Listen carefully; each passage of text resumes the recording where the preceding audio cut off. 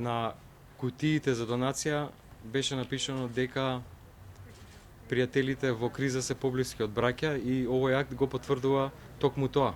Ова е значајна количина на вакцини која што Народна република Кина ја донира на нашата земја. 100.000 е сума, бројка која што за земја со население колку нашето е нешто што значајно може да ја смени сликата за пандемијата. И јас очекувам врз база на приоритетните списоци од Генералштабот и од Министерството за одбрана, еден голем број од вработените во армијата и во Министерството да добијат шанса за вакцинација. До сега беа вакцинирани оние кои што заминуваа на вежба и оние кои што заминуваа во мисија.